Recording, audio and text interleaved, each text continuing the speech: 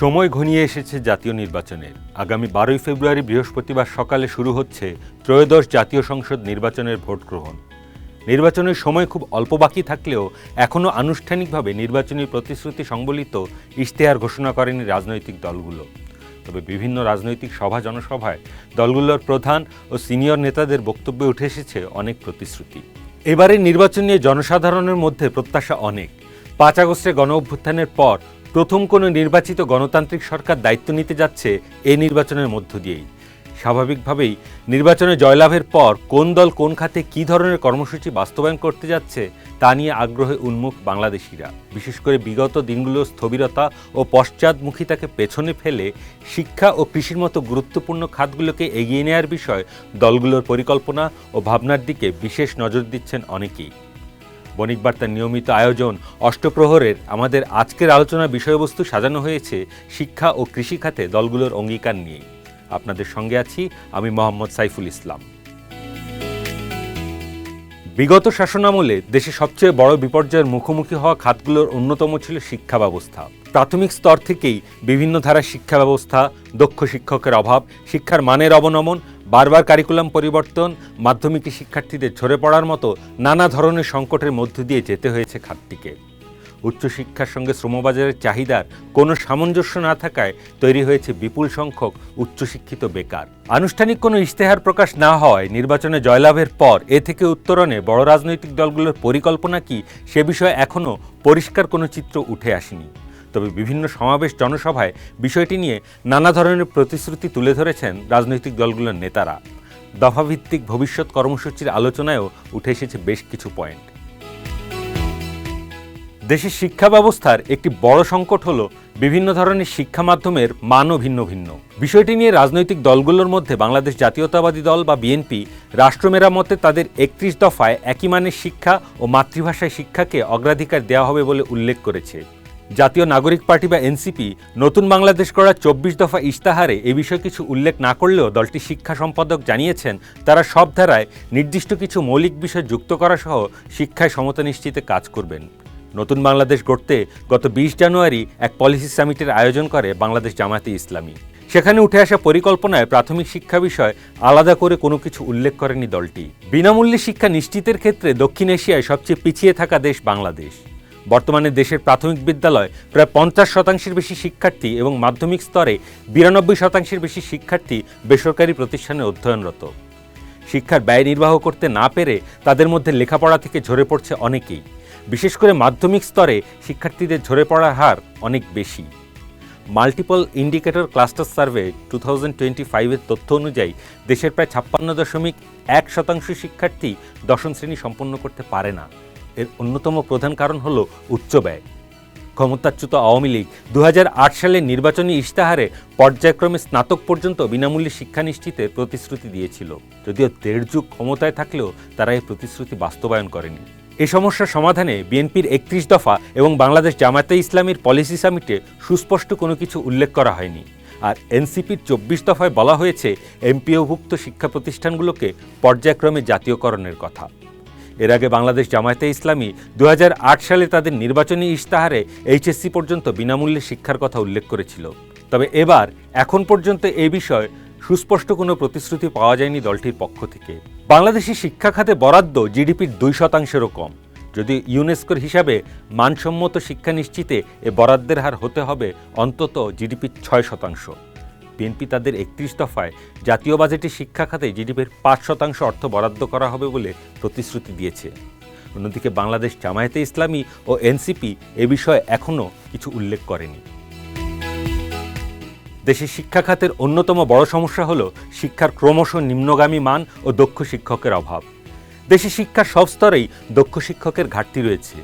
বিএনপির 31 দফা, জামায়াতে ইসলামীর পলিসি সামিটের ঘোষিত পয়েন্ট এবং এনসিপির 24 দফায় এই সমস্যা সমাধানে সুনির্দিষ্ট করে কিছু উল্লেখ করা হয়নি। বারবার কারিকুলাম পরিবর্তন এবং কোনো শিক্ষানীতি পূর্ণাঙ্গভাবে বাস্তবায়ন না হওয়ার বিষয়টিও দেশের শিক্ষা ব্যবস্থার বড় একটি চ্যালেঞ্জ হিসেবে চিহ্নিত। এই বিষয়েও রাজনৈতিক দলগুলো এখনও সুস্পষ্টভাবে কিছু বলেনি। আওয়ামী লীগের বিগত শাসনামলে জেলায় জেলায় বিশ্ববিদ্যালয় প্রতিষ্ঠার মতো রাজনৈতিক সিদ্ধান্ত বাস্তবায়ন করতে গিয়ে দেশের গোটা উচ্চশিক্ষা ব্যবস্থাকেই চাপে ফেলে দেওয়া হয়েছে বলে অভিযোগ রয়েছে। এতগুলো বিশ্ববিদ্যালয়ের জন্য মানসম্মত শিক্ষক, অবকাঠামো, যন্ত্রপাতি ও সুযোগ সুবিধা নিশ্চিত করতে না পারায় আরও বড় সংকটে পড়ে গিয়েছে দেশের উচ্চশিক্ষা খাত। পাবলিক বিশ্ববিদ্যালয়গুলোর পড়াশোনার মান দিনে দিনে আরও প্রশ্নবিদ্ধ হয়েছে। আন্তর্জাতিক র্যাঙ্কিংগুলোও এসব বিশ্ববিদ্যালয়ের অবস্থানও দিনে দিনে আরও খারাপ হয়েছে। উচ্চশিক্ষা বিষয়ে বিএনপি তাদের ৩১ দফায় উল্লেখ করেছে এক্ষেত্রে জ্ঞানভিত্তিক শিক্ষাকে প্রাধান্য দেওয়া হবে। এছাড়া গবেষণায় বিশেষ গুরুত্ব দেওয়ার কথাও বলা হয়েছে। উল্লেখ্য, ২০১৮ সালের ইশতেহারেও বিএনপি জ্ঞানভিত্তিক উচ্চশিক্ষা এবং গবেষণায় গুরুত্বারোপের বিষয় বলেছিল। এনসিপি তাদের ২৪ দফায় উল্লেখ করেছে বিজ্ঞান, গণিত, প্রকৌশল ও চিকিৎসা শিক্ষায় শক্ত ভিত তৈরিতে তাদের বিশেষ কর্মপরিকল্পনা থাকবে। এছাড়া সব নাগরিকের জন্য টেকসই কর্মসংস্থানের সুযোগ সৃষ্টির লক্ষ্যে কর্মমুখী বৃত্তিমূলক নার্সিং শিক্ষা ও দক্ষতা প্রশিক্ষণকে আন্তর্জাতিক মানের, আধুনিক ও যুগোপযোগী করে গড়ে তোলা হবে। আর জামায়াতে ইসলামী বিশ্ববিদ্যালয় ও মেডিকেল কলেজ বাড়ানোর কথা বলছে। দলটি তাদের পলিসি সামিটে ইডেন, বদরুন্নেসা ও হোম ইকোনমিক্স কলেজকে একীভূত করে বিশ্বের সর্ববৃহৎ নারী বিশ্ববিদ্যালয় প্রতিষ্ঠা এবং জাতীয় বিশ্ববিদ্যালয়ের অধীন বড় কলেজগুলোকে বিশ্ববিদ্যালয়ে রূপান্তরের কথা বলেছে। ২০০৮ সালের ইশতেহারেও জামায়াতে ইসলামীর পক্ষ থেকে নারীদের জন্য বিশ্ববিদ্যালয় প্রতিষ্ঠার কথা বলা হয়েছিল। শিক্ষকদের সুযোগ সুবিধা নিশ্চিতেও পিছিয়ে আছে বাংলাদেশ। বিভিন্ন দেশের শিক্ষা মন্ত্রণালয় ও সরকারি বিভিন্ন নিয়োগ বিজ্ঞপ্তি পর্যালোচনা করে দেখা গেছে বাংলাদেশের শিক্ষকদের বেতন ভাতা বিশ্বের অধিকাংশ দেশের তুলনায় কম, এমনকি দক্ষিণ এশিয়ায় সর্বনিম্ন। এ বিষয়ে বিএনপি তাদের ৩১ দফা ও বাংলাদেশ জামায়াতে ইসলামী তাদের পলিসি সামিটে কোনো কিছু উল্লেখ করেনি। আর এনসিপি তাদের ২৪ দফার ১০ম দফায় বলেছে শিক্ষকদের মর্যাদা প্রতিষ্ঠার অংশ হিসেবে বহির্বিশ্বের সঙ্গে সঙ্গতি রেখে পৃথক বেতন কাঠামো বাস্তবায়ন এবং রাষ্ট্রীয় নীতি ও পদক্ষেপ গ্রহণে শিক্ষকদের অংশগ্রহণ নিশ্চিত করা হবে। উল্লেখ্য, এর আগে শিক্ষকদের বেতন কাঠামো নিয়ে বিগত ক্ষমতাচ্যুত সরকার ২০০৮ সালে নির্বাচনী ইশতেহারে এ ধরনের প্রতিশ্রুতি দিলেও তা বাস্তবায়ন করেনি। উচ্চশিক্ষিত বেকারদের ক্ষেত্রে বিএনপি তাদের ৩১ দফায় বলেছে ১ বছরব্যাপী অথবা কর্মসংস্থান না হওয়া পর্যন্ত যেটাই আগে হবে শিক্ষিত বেকারদের বেকার ভাতা দেয়া হবে। এছাড়া বেকারত্ব দূরীকরণের লক্ষ্যে নানামুখী বাস্তবসম্মত কর্মসূচি গ্রহণ করা হবে। যুব সমাজের দক্ষতা বাড়িয়ে ডেমোগ্রাফিক ডিভিডেন্ড আদায়ের লক্ষ্যে দৃশ্যমান পদক্ষেপ নেওয়া হবে। আর জামায়াতে ইসলামী তাদের পলিসি সামিটে উল্লেখ করেছে গ্র্যাজুয়েশন শেষে চাকরি পাওয়া পর্যন্ত সময়ের মধ্যে ৫ লাখ গ্র্যাজুয়েটকে সর্বোচ্চ ২ বছর মেয়াদি মাসিক সর্বোচ্চ ১০,০০০ টাকা সুদমুক্ত ঋণ বা কর্জে হাসানা দেওয়া হবে। এছাড়া মেধা ও প্রয়োজনের ভিত্তিতে ১ লাখ শিক্ষার্থীর জন্য মাসিক ১০,০০০ টাকা সুদমুক্ত শিক্ষা ঋণ দেওয়া হবে। পাশাপাশি দলটি প্রতি বছর বিশ্বের সেরা বিশ্ববিদ্যালয়ে পড়ার জন্য ১০০ শিক্ষার্থীকে সুদমুক্ত শিক্ষা ঋণ দেওয়ার কথা উল্লেখ করেছে। এর আগে ২০১৮ সালের ইশতেহারে বিএনপি উচ্চশিক্ষার জন্য স্বল্প সুদের ঋণ, বিদেশের খ্যাতনামা বিশ্ববিদ্যালয় থেকে উচ্চতর ডিগ্রি অর্জনে বৃত্তি প্রদানের জন্য তহবিল গঠন এবং বেকার ভাতার কথা উল্লেখ করেছিল।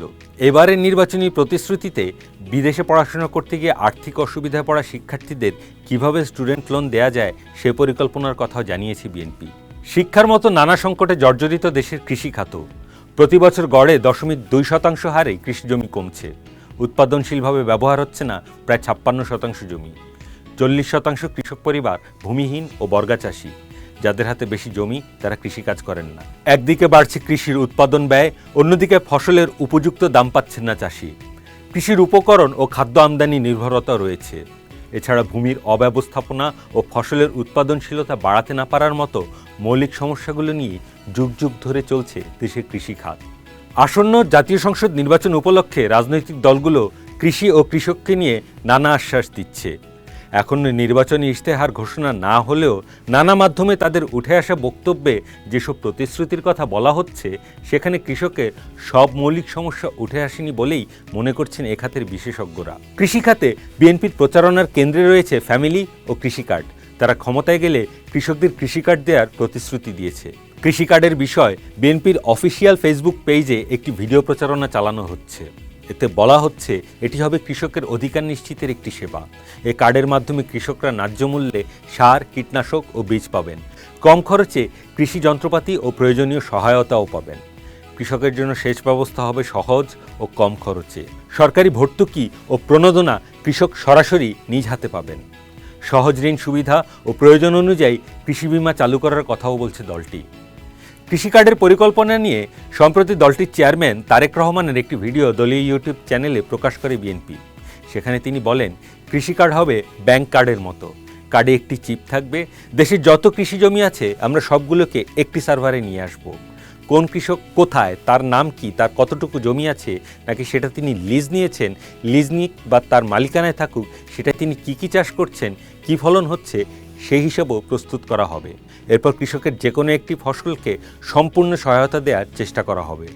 বীজ, সার ও কীটনাশক হিসেবে তাকে 5 থেকে 7 বছর সহায়তা দেওয়া হবে।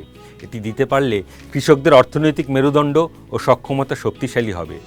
এছাড়া সব কৃষি জমিকে ম্যাপিংয়ে নিয়ে আসা এবং আবহাওয়া ও জলবায়ু বিষয়ে স্মার্টফোনের মাধ্যমে কৃষকদের তথ্য দেওয়ার কথাও বলেছেন তিনি। বাংলাদেশ জামায়াতে ইসলামী সমাবেশগুলোয় উঠে এসেছে কৃষিখাত নিয়ে নানা প্রতিশ্রুতি। দলটি কৃষকদের ন্যায্য মূল্য নিশ্চিতের প্রতিশ্রুতি দিয়েছে।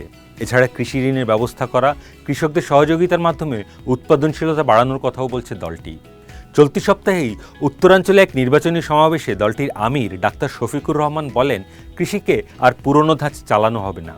এখানে আধুনিকায়ন করে, আধুনিক লজিস্টিক সরবরাহ করে ন্যায্য মূল্যে তা কৃষকের হাতে তুলে দিয়ে আমরা কৃষি উৎপাদন বাড়িয়ে তুলব। তিনি আরও বলেন, কৃষিপণ্য উৎপাদন করার পর বাজারে তার সঠিক মূল্য পাওয়া যায় না।